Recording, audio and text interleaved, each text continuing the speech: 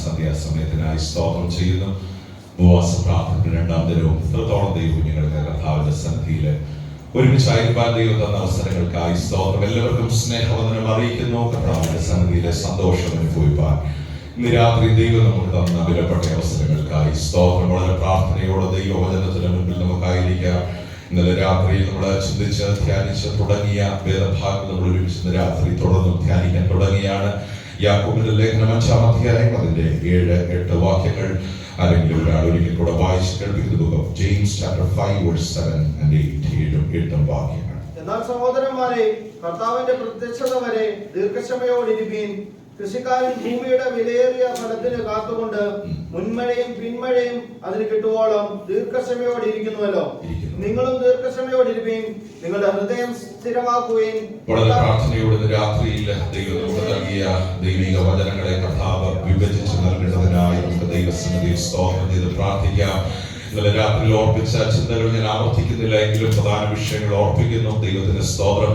യാക്കോബിന്റെ ലേഖനം എഴുതപ്പെട്ട പശ്ചാത്തലം, യാക്കോബ് എന്ന ദൈവമനുഷ്യനെ ഏത് തലത്തിൽ ദൈവം ഉപയോഗിച്ചു, പ്രത്യേകിച്ച് ക്രിസ്തീയ ജീവിതത്തിന്റെ പ്രായോഗിക തലങ്ങളെ, പ്രാക്ടിക്കൽ ലൈഫ് ജനത്തിന് പഠിപ്പിച്ചു കൊടുക്കുവാൻ ദൈവം ഉപയോഗിച്ച ഒരു അനുഗ്രഹിക്കപ്പെട്ട ദൈവമനുഷ്യനാണ് യാക്കോബ് എന്ന് പറയുന്നത്. പുതിയ നിയമസഭയുടെ ആദ്യ ചീഫ് പാസ്റ്ററായി, പ്രത്യേകിച്ച് യെരൂശലേം സഭയുടെ മൂപ്പനായി മുന്നിൽ നിന്ന് സഭയെ നയിപ്പാൻ ദൈവം ഉപയോഗിച്ചത് ദൈവത്തിന്റെ ദാസനായ യാക്കോബിനെ ആയിരുന്നു.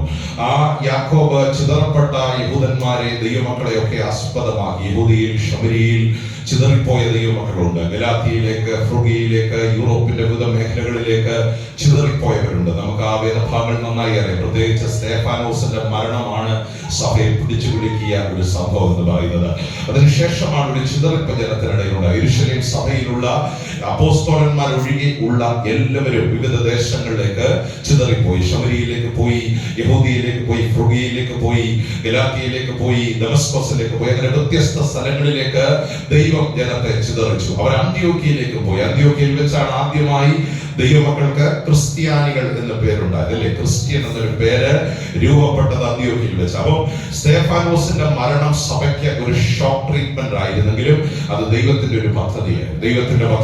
അതിന്റെ പിന്നിൽ വെളിപ്പെടുത്തിയ മഹത്വമേറിയ ഒരു ദൈവത്തിന്റെ കരമുണ്ടായിരുന്നു. ഭയന്നു പോയൊരു കാലങ്ങൾ സഭ എങ്ങനെ മുന്നോട്ട് പോകും, ഒരുപക്ഷെ അസ്തമിക്കുമെന്ന് കരുതിയ മേഖലകളിൽ അതൊരു പുതിയ ആരംഭമായി ദൈവം അതിനെ മാറ്റുവാനിടയായി തീർന്നു. വിവിധ പട്ടണങ്ങളിലേക്ക് ജനത്തെ ദൈവം ചിതറിച്ചു. അവിടെ എല്ലാം ചിതറിപ്പോയ ദൈവജനം, ദൈവത്തിന്റെ സ്തോത്രം. അവർക്ക് പലതും നഷ്ടപ്പെട്ടവർ ചിതറിപ്പോയത്, ഭവനം നഷ്ടപ്പെട്ടു, ദൈവത്തിന്റെ സ്തോത്രം, ജീവിത സൗകര്യങ്ങൾ നഷ്ടപ്പെട്ടു, ഇന്നത്തെ ഭാഷയിൽ ബാങ്ക് ബാലൻസ് നഷ്ടപ്പെട്ടു, മൃഗസമ്പത്ത് നഷ്ടപ്പെട്ടു, എല്ലാം നഷ്ടപ്പെട്ട് പലായനം ചെയ്ത ദൈവത്തിന്റെ സ്തോത്രം അഭയാർത്ഥികളെ പോലെ അവർ വിവിധ ദേശങ്ങളിലേക്ക് കടന്നുപോയി. പക്ഷെ അവരുടെ ഏക സമ്പത്ത് എന്ന് പറയുന്നത് അപ്പോസ്തലന്മാരിൽ നിന്ന് അവർ പ്രാപിച്ച വചനങ്ങളായിരുന്നു. അതവർ ഹൃദയങ്ങളിൽ സംഗ്രഹിച്ചു. അവർ ചെന്നിടത്തെല്ലാം ഈ വചനം ജനത്തോട് സംസാരിച്ചു. അങ്ങനെ അനേക ശിഷ്യന്മാർ ആ ദേശങ്ങളിൽ ഉടലെടുക്കുവാനിടയായി തീർന്നു. ദൈവത്തിന്റെ സ്തോത്രം. പുതിയ നിയമസഭയുടെ ആദ്യ കാലഘട്ടങ്ങൾ നമ്മളെ പഠിപ്പിക്കുന്ന ഒരു ആത്മാർത്ഥ സത്യമുണ്ട്. ശ്രദ്ധിച്ച് കേൾക്കണമേ. ജീവിതത്തിന്റെ ഏറ്റവും വലിയ സമ്പത്ത് നാം പ്രാപിച്ച വചനത്തിന്റെ ശക്തിയാണ്. ദൈവത്തിന്റെ സ്തോത്രം. ആ വചനത്തിന്റെ ശക്തിയാണ് അവരിലൂടെ അനേകരെ രൂപാന്തരപ്പെടുത്തിയെടുത്തത്. അതൊരു അസ്തമാനമായിരുന്നില്ല, അതൊരു ആരംഭമായിരുന്നു. ദൈവത്തിന്റെ സ്തോത്രം. ഇവിടെ അവസാനിക്കുമെന്ന് ഉരുക്കുമുഷ്ടിയോടെ വിളിച്ചു പറഞ്ഞ ഒരു ജനതയ്ക്ക് മുൻപിൽ ലോകത്തിന്റെ അന്നത്തെ അറിയപ്പെട്ട 3 ഭൂഖണ്ഡങ്ങളിലേക്ക്, ആഫ്രിക്കയിലേക്ക്, യൂറോപ്പിലേക്ക്, ഏഷ്യയിലേക്ക്, 3 ഭൂഖണ്ഡങ്ങളിലേക്ക് ദൈവം ജനത്തെ ചിതറിച്ചു. ചിതറിപ്പോയിടത്തെല്ലാം സുവിശേഷത്തിന്റെ ശക്തി വ്യാപരിക്കുവാനിടയായി. ദൈവത്തിന്റെ സ്തോത്രം. സ്തേഫാനോസിനെ കൊല്ലുന്നതിന് അനുവാദം കൊടുത്ത സിൻഹദരീൻ സംഘത്തിലെ ഒരു അംഗത്തെ തന്നെ അടർത്തിയെടുത്ത് 3 ഭൂഖണ്ഡങ്ങളിൽ ഒരു കൊടുങ്കാറ്റായി ദൈവം ഉപയോഗിച്ചു. ശൗൽ എന്ന പൗലോസിനെ ഒരു വലിയ ദൈവിക ശുശ്രൂഷയ്ക്ക് ദൈവം ശക്തമായ കാലഘട്ടത്തിൽ എടുത്ത് ഉപയോഗിക്കുവാനിടയായി. ദൈവത്തിന്റെ സ്തോത്രം. ഏറ്റവും ശക്തമായി എതിർത്ത മനുഷ്യനെ തന്നെയാണ് 3 ഭൂഖണ്ഡങ്ങളിൽ സഭകൾ സ്ഥാപിക്കാൻ ദൈവം ഉപയോഗിച്ചതെന്ന് ദൈവമക്കൾ തിരിച്ചറിയണം. വചനത്തിന്റെ സാക്ഷികളായി ദൈവം എല്ലാം മാറ്റി. ദൈവത്തിന്റെ സ്തോത്രം. എന്തൊക്കെ കൈമുതൽ വന്നാലും നമ്മൾ പ്രാപിച്ച ദൈവകൃപ നമ്മൾ നഷ്ടപ്പെടുത്തി കളയരുത്. അതാണ് നമ്മുടെ ജീവിതത്തിന്റെ ഏറ്റവും വലിയ ഭാഗ്യം. ഇന്നലെ ഞാൻ ഓർപ്പിച്ചു, ദാവീദ് പറഞ്ഞൊരു വാചകം, നീ ഒഴികെ എനിക്കൊരു നന്മയുമില്ല. നമ്മുടെ ജീവിതത്തിന്റെ ഏറ്റവും വലിയ നന്മ നാം പ്രാപിച്ച ഈ ദൈവകൃപയാണ്, നാം പ്രാപിച്ച അഭിഷേകമാണ്, നാം പ്രാപിച്ച ആ നാമമാണ്. സകല നാമത്തിനും മേലായ നാമത്തെ ഇന്ന് രാത്രി സ്തുതിക്കുവാൻ മനസ്സുള്ള എത്ര ദൈവമക്കളുണ്ട് ഈ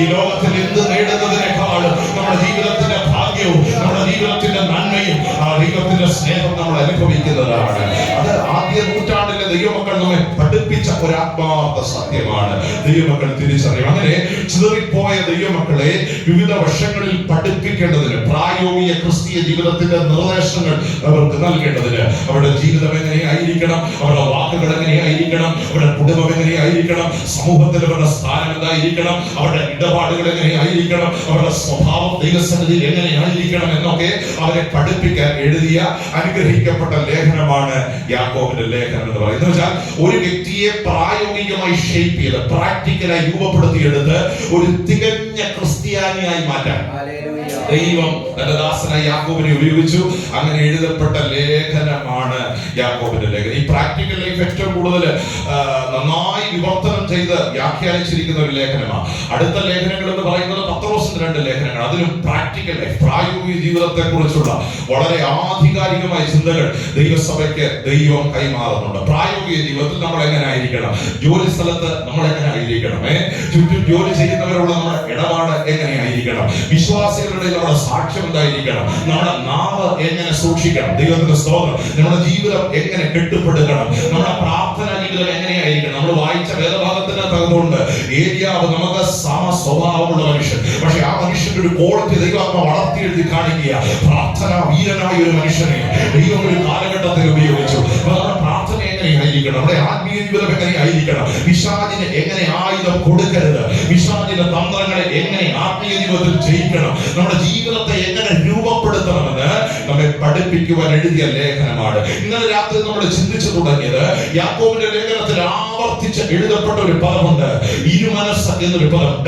ഡബിൾ മൈൻഡഡ്നെസ് എന്നൊരു പദമാണ്. ഇരുമനസ്സുള്ളവൻ തന്റെ വഴികളിലൊക്കെയും അസ്ഥിരനെന്ന് 1-ാം അധ്യായം 8-ാം വാക്യത്തെ ആസ്പദമാക്കി ഇന്നലെ രാത്രി അല്പം വിഷയങ്ങൾ നമ്മൾ ചിന്തിച്ചു. ആ വാക്കിൽ നിന്ന് തുടർന്നുള്ള ചിന്തകൾ ഇന്ന് രാത്രി നമ്മൾ മുന്നോട്ട് കൊണ്ടുപോകുക. ഇരുമനസ്സുള്ളവൻ തന്റെ വഴികളിലൊക്കെയും അസ്ഥിരനാണ്. ഞാൻ 1-ാം അധ്യായം വായിച്ചു പോയപ്പോൾ എല്ലാ വാക്യങ്ങളും എടുത്ത് വായിക്കാൻ സമയമില്ല, ശ്രദ്ധിച്ച് കേൾക്കണമേ. അവിടെ യാക്കോബ് ദൈവത്തിന്റെ ജനത്തിന് നൽകുന്ന ഒരു നിയോഗമുണ്ട്. ഇരുമനസ്സുള്ളവൻ ദൈവത്തിൽ ഒന്നും പ്രാപിക്കുമെന്ന് നിരൂപിക്കരുത്. അത് വളരെ അപകടകരമായ ഒരു മുന്നറിയിപ്പോടെ നൽകുന്നത്. Don't think they will receive anything from the Lord. ദൈവത്തിൽ നിന്ന് അവരൊന്നും പ്രാപിക്കും എന്ന് കരുതരുത്. എന്ന് വെച്ചാൽ ഉറച്ച മനസ്സിലെ ദൈവത്തിന്റെ പകർച്ച ദൈവമായിരിക്കും. ദൈവശക്തിയാൽ ദൈവം ജനത്തെ നിറയ്ക്കപ്പെടണമെങ്കിൽ ഉറപ്പുള്ള ഒരു മനസ്സ് നമുക്കുണ്ടായിരിക്കണം. ഡബിൾ മൈൻഡഡ്നെസ് അല്ലെങ്കിൽ ഇരുമനസ് എന്നൊരു പദത്തെ ആസ്പദമാക്കി ഇന്നലെ രാത്രി നമ്മൾ ചിന്തിക്കാൻ തുടങ്ങി. അതിന്റെ 4 അർത്ഥങ്ങളാണ് പരിശുദ്ധാത്മാവ് എന്റെ മനസ്സിൽ നൽകി തന്നത്. ഈ ദിവസങ്ങളിൽ നിങ്ങളോട് പങ്കുവെക്കുവാൻ സമയത്തിന്റെ വ്യാപ്തിക്കനുസരിച്ച് ഞാൻ ആഗ്രഹിക്കുന്നത്. 1-ാമത്തെ പദം ഇന്നലെ രാത്രി നമ്മൾ ചിന്തിച്ചു. അൺഡിസൈഡഡ് എന്നൊരു പദമാണ്. ഡബിൾ മൈൻഡഡ്നെസ് അല്ലെങ്കിൽ ഇരുമനസ് എന്നൊരു പദത്തോട് ചേർത്ത് ഉപയോഗിക്കുന്ന ഒരു പദം അൺഡിസൈഡഡ് എന്നൊരു പദമാണ്. തീരുമാനം എടുക്കാൻ കഴിയാത്ത, സംശയമുള്ള, ഉറപ്പില്ലാത്തൊരു മനസ്സ് എന്നാണ് ആ വാക്കിന്റെ അർത്ഥം. ദൈവത്തിന്റെ സ്തോത്രം. അതിനെക്കുറിച്ച് ഇന്നലെ രാത്രി വാചാലമായി നമ്മൾ സംസാരിച്ചു. ഞാൻ അതിലേക്ക് പോകുന്നില്ല. നിങ്ങൾ ഉറപ്പുള്ളവരാകണം, നിങ്ങൾ കുലുങ്ങാത്തവരാകണമെന്ന് പൗലോസ് തന്റെ ലേഖനത്തിൽ ഓർപ്പിക്കുന്നു. ഉറപ്പുള്ള മനസ്സിന് മേലെ ദൈവപ്രവൃത്തി വെളിപ്പെടുകയുള്ളൂ. ആ ഒരു ഉറപ്പുള്ള മനസ്സ് നമ്മൾ പ്രാപിക്കാൻ ഈ ദിവസങ്ങളിൽ ആത്മാർത്ഥമായി ദൈവസന്നിധിയിൽ പ്രാർത്ഥിക്കണം. ഞാൻ അതിലേക്ക് പോകുന്നില്ല. 2-ാമത്തെ പദത്തിലേക്ക് വേഗം പോകട്ടെ. ഇന്നലെ രാത്രി നമ്മൾ ചിന്തിച്ച പദം അൺഡിസൈഡഡ് എന്നൊരു പദമാണ്. സംശയമുള്ള, ഉറപ്പില്ലാത്ത, തീരുമാനമെടുക്കാൻ കഴിയാത്ത ഒരവസ്ഥയെ വിളിക്കുന്ന പേരാണ്. ദൈവത്തിന് സ്തോത്രം. ആ ആശയമാണ് ഇരുമനസ് എന്ന പദത്തോട് ചേർത്ത് യാക്കോബ് പണിയുന്നത്. 2-ാമത് അദ്ദേഹം ഉപയോഗിക്കുന്ന വാക്ക്, മൂലഭാഷയിൽ കൊടുത്തിരിക്കുന്ന വാക്ക് വാസിലേറ്റിംഗ് എന്നൊരു ഇംഗ്ലീഷ് പദമാണ്. ശ്രദ്ധിച്ച് കേൾക്കണമേ. അത് കോമൺ ആയി ഉപയോഗിക്കുന്ന ഒരു പദമാണ് വാസിലേറ്റിംഗ് എന്നൊരു പദം. ആ പദത്തിന്റെ സിമ്പിൾ അർത്ഥം ഇതാണ്: പരിവർത്തനമില്ലാത്ത, തുടർന്ന് ദൈവത്തിന്റെ ദാസൻ എഴുതുക, താല്പര്യമില്ലാത്ത, മടിയുള്ള ഒരു മനസ്സ്. അങ്ങനെയുള്ള ഒരു മനസ്സിനെ കുറിച്ചാണ് അവിടെ എന്ത് ചെയ്യുന്നത്. ആ വാക്കുകൾ നിങ്ങൾ ശ്രദ്ധിച്ചിരിക്കണം. വാസിലേറ്റിംഗ് എന്നൊരു പദത്തിന് മൂലഭാഷയിൽ കൊടുത്തിരിക്കുന്ന 1-ാമത്തെ അർത്ഥം പരിവർത്തനമില്ലാത്ത മനസ്സ് എന്നാണ്. 2-ാമത് കൊടുത്തിരിക്കുന്ന ഒരർത്ഥം താല്പര്യമില്ലാത്ത അല്ലെങ്കിൽ മടിയുള്ള മനസ്സ് എന്നാണ്. ദൈവത്തിന് സ്തോത്രം. ഒരു ദൈവവേദന ജീവിതത്തിൽ അത് ഉണ്ടാകാൻ പാടില്ല. അതൊരു മുന്നറിയിപ്പായി യാക്കോബ് അപ്പോസ്തലൻ നൽകിയ. നമ്മൾ 2 വാക്ക് ഒന്ന് എടുത്തു പഠിക്കുക. 1-ാമത്തെ വാക്ക് ദൈവത്തിന്റെ ദാസനോട് ഉപയോഗിക്കുന്നത് പരിവർത്തനമില്ലാത്ത മനസ്സ് എന്നൊരു പദമാണ്. ട്രാൻസ്ഫോർമേഷൻ ഇല്ലാത്ത ഒരു മനസ്സ്, രൂപാന്തരം വരാത്ത ഒരു മനസ്സ്. അതിനെ മൂലഭാഷയിൽ കൊടുത്തിരിക്കുന്ന ഏറ്റവും സൂട്ടബിൾ ആയ വാക്ക് മാറ്റമില്ലാത്ത ഒരു മനസ്സ്. എത്ര പ്രസംഗിച്ചാലും, എത്ര ആരാധിച്ചാലും, എത്ര ഉപവസിച്ചാലും ആ സ്ഥിതിയിൽ തന്നെ നമ്മെ ഇരുത്തുന്ന ഒരു പൈശാചിക വ്യാപാരം. എന്ന് വെച്ചാൽ ഒരു ലെവല് പോലും ആത്മീയമായി മുന്നേറാൻ അനുവദിക്കാതെ ഇത് മതി, ഇങ്ങനെ ഇരുന്നാൽ മതി, ഇങ്ങനെ ആരാധിച്ചാൽ മതി, ഇങ്ങനെയുള്ള ദൈവങ്ങളെ മുന്നേറാൻ മതി എന്നൊരു ചിന്ത ദൈവത്തിന്റെ അകത്ത് കൊടുത്ത് സ്പിരിച്വലായി അടുത്ത ഒരു ലെവലിലേക്ക് നടന്നു കയറാൻ കഴിയാതെ യെശയ്യാപ്രവചനത്തിൽ എഴുതിയിരിക്കുന്ന പോലെ യഹോവയെ കാത്തിരിക്കുന്നവർ ശക്തിയെ പുതുക്കും. അടുത്ത വാക്ക് ചേർന്ന് പറഞ്ഞു, അവർ കഴുകനെ പോലെ ചിറകടിച്ച് പറന്നുയരും. ഈ വാക്കിൽ യാക്കോബ് നൽകുന്ന ഒരു മുന്നറിയിപ്പുണ്ട്. ദൈവജനത്തെ ആത്മീയമായ അടുത്തൊരു ലെവലിലേക്ക് വിടാതെ പിടിച്ചു നിർത്തുന്ന ശക്തികളെ ആത്മാവിൽ ബ്രേക്ക് ചെയ്ത് പുറത്തു വരുന്ന ഒരാത്മമന്ദരമാണ് ദൈവത്തിന്റെ സ്തോത്രം ദൈവജനത്തിനിടയിൽ വ്യാപരിക്കുന്നത്. ഈ വിശ്വാസ ജീവിതത്തിൽ ഒരല്പം മുന്നോട്ട് പോകുമ്പോൾ ദൈവമക്കളുടെ ഇടയിൽ, ദൈവദാസന്മാരുടെ ഇടയിൽ ഒക്കെ വരുന്ന ഒരു ചിന്തയാണ്, ഞാൻ ഒരു ആത്മീയനായി ജീവിക്കുന്നത്, ഞാൻ പ്രാർത്ഥിക്കുന്നുണ്ട്, ഞാൻ അത്യാവശ്യം വചനം വായിക്കുന്നുണ്ട്, ഈ ലെവലിൽ മതി എന്നൊരു ചിന്ത. അതൊരു അപകടകരമാണ്. ഒരു ദൈവപൈതൽ മരണം വരെയും വളരുന്നവനാണ്. ശ്രദ്ധിച്ച് കേൾക്കണം. ഒരു ദൈവപൈതൽ കർത്താവിന്റെ വരവരെയും വളരുന്നവനായി തീരണം. എന്ന് വെച്ചാൽ ഒരു വെള്ളിയാഴ്ചയുള്ള നിറമല്ല അടുത്ത വെള്ളിയാഴ്ച നമ്മൾ അനുഭവിക്കേണ്ടത്. യഹോവയെ കാത്തിരിക്കുന്നവർ ശക്തിയെ പുതുക്കും. പുതുക്കത്തിന്റെ ശക്തിയാ നമ്മുടെ മേൽ പകരാൻ ദൈവം ആഗ്രഹിക്കുന്നത്. ഈ ഉപവാസ പ്രാർത്ഥനയുടെ രണ്ടാമത്തെ രാത്രി ഒരു പ്രവാചക ശബ്ദം പോലെ ഈ ദൈവിക ദൂത് സഭയ്ക്ക് കൈമാറുമ്പോൾ, കർത്താവേ, ഇങ്ങനെ ഇരിക്കാനല്ല, എന്നെ കുറിച്ച് ദൈവം ആഗ്രഹിക്കുന്ന ലെവൽ എന്താണോ ആ ലെവലിലേക്ക് ഈ ദിവസങ്ങളിൽ വളർന്നു വരാനുള്ള ഒരു കൃപ എനിക്ക് തരണമെന്ന് എത്ര ആത്മാർത്ഥമായി ദൈവത്തോട് ഇന്ന് രാത്രി എനിക്ക് വളരണം.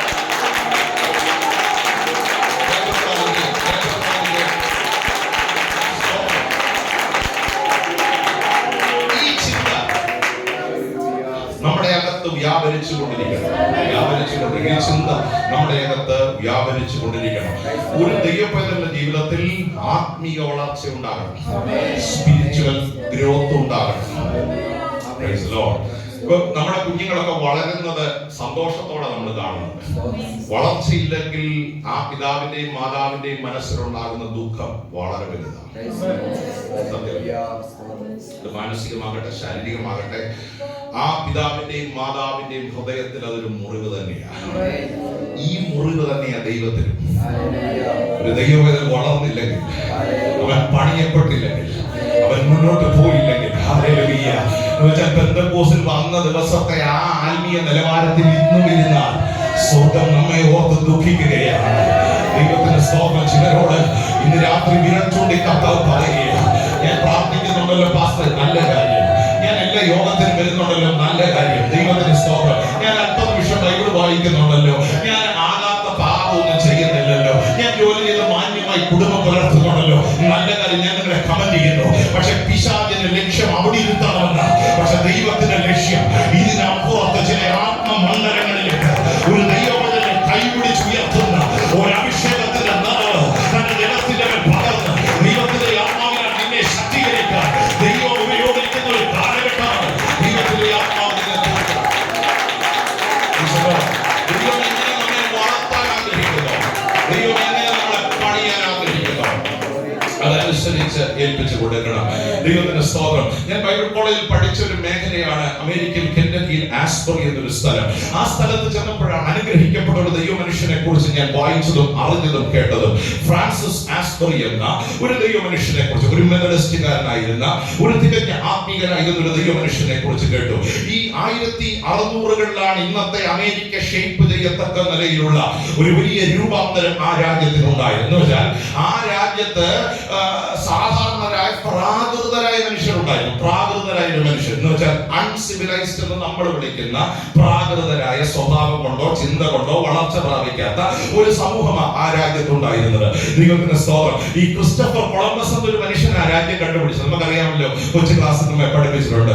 ഈ കൊളംബസ് അമേരിക്ക കണ്ടുപിടിച്ച സമയത്ത് അദ്ദേഹം അവിടെയുള്ള മനുഷ്യനെ മനുഷ്യരെ കണ്ടപ്പോൾ പെട്ടെന്ന് അദ്ദേഹത്തിന്റെ മനസ്സിൽ തോന്നി, ദൈവത്തിന് സ്തോത്രം, ഇത് ശരിക്കും സായിപ്പന്മാരൊന്നുമല്ല, യൂറോപ്പിൽ കണ്ട മനുഷ്യരെയൊന്നുമല്ല അദ്ദേഹം ചെയ്തത്, തികച്ചും പ്രാകൃതരായ മനുഷ്യരെ. ആ മനുഷ്യർക്ക് അദ്ദേഹം ഒരു പേരിട്ടു, റെഡ് ഇന്ത്യൻസ്. എല്ലാവരും കൂടെ ഉണ്ടോ? അദ്ദേഹം വിചാരിച്ചു ചെന്നത് ഇന്ത്യയിലാണ്, നമുക്ക് അത്ര വലിയ പാരമ്പര്യമുണ്ട്. എന്റെ കൂടെ ഉണ്ടോ? സോദരം. അപ്പൊ അമേരിക്ക ചെന്ന് അവരുടെ സ്വഭാവം സിവിലൈസ്ഡ് അല്ലാത്ത പ്രാകൃതമായ രീതികൾ, അങ്ങനെ ഒരു സമൂഹമാണ്, ട്രൈബുകൾ അവിടെ ഉണ്ടായിരുന്നു. അപ്പൊ അവരെ കണ്ടപ്പോ കൊളംബസ് തെറ്റിദ്ധരിച്ച് ഇത് അമേരിക്ക അല്ലെന്ന് മനസ്സിലാക്കി ഇന്ത്യയാണെന്ന് വിചാരിച്ച്. എന്ന് വെച്ചാൽ പണ്ടുള്ള അറിവുണ്ട്, ഇന്ത്യയിലെ ജനങ്ങൾ എങ്ങനെയുള്ളവരല്ല, വലിയ സംസ്കാരമോ. എല്ലാവരും ഇവിടെ ഉണ്ടോ? കഴിഞ്ഞ ദിവസം ചില BHP-കാരൊക്കെ പ്രസംഗിക്കുന്ന ആവേശത്തോടെ കേട്ടു, ഈ ബ്രിട്ടീഷുകാർ വന്നാ നമ്മളെ നശിപ്പിച്ചത്. ഹലോ, 10 അക്ഷരം പഠിച്ചത് ആര് വന്ന? നിങ്ങൾ എല്ലാവരും ഇവിടെ ഉണ്ടോ? ഒരു തുണി കൊടുക്കാൻ പഠിച്ചത് ആര് വന്ന? ഇല്ലെന്ന് എനിക്ക് തോന്നുന്നേ. അത്ര വളരെ വലിയ പാരമ്പര്യമാണ് നമുക്ക് ഉണ്ടായിരുന്ന അവര് പ്രഖ്യാപിക്കുന്നത്. പക്ഷെ ഈ കൊളംബസ് സോദരം അവിടെ ചെന്ന ആളുകളെ കണ്ടപ്പോൾ അവർക്ക് പേരിട്ടു റെഡ് ഇന്ത്യൻസ്. ഇന്നും കുറച്ച് പേര് അവിടെ ഉണ്ട് കേട്ടോ. പക്ഷെ അതിനുശേഷമാണ് രാജ്യത്തെ ദൈവം രൂപപ്പെടുത്തുന്നത്. യൂറോപ്പിൽ നിന്ന് ഒരു വലിയ മൈഗ്രേഷൻ അമേരിക്കയിലേക്ക് ഉണ്ടായി. ഷിപ്പിൽ കയറി അനേക ആളുകൾ, എന്ന് വെച്ചാൽ ഒരു ആത്മീയ ഉണർവ്. പ്യൂരിറ്റൻസ് എന്ന് കേട്ടിട്ടുണ്ടോ? അത് നമ്മുടെ പിതാക്കന്മാർ എന്ന് വെച്ചാൽ ഈ ഉണർവിന്റെ കാലഘട്ടത്തിൽ മാർട്ടിൻ ലൂതറിലൂടെ നടന്ന ഉണർവ് സമൂഹങ്ങളെ കുലുക്കി. ഇംഗ്ലണ്ടിലും ശക്തമായി, ജർമ്മനിയിൽ, ഫ്രാൻസിൽ ശക്തമായ ദൈവപ്രവൃത്തി വെളിപ്പെട്ടു. വിശുദ്ധിക്ക് വേണ്ടി വില കൊടുക്കുന്ന ഒരു തലമുറ എഴുന്നേറ്റു. അവരെ വിളിച്ച പേരാണ് പ്യൂരിറ്റൻസ്. ആ വാക്ക് ശ്രദ്ധിക്കണം. എന്താ പ്യൂരിറ്റൻസ്? പ്യൂരിറ്റി എന്ന വാക്കിന്റെ അർത്ഥം എന്താ?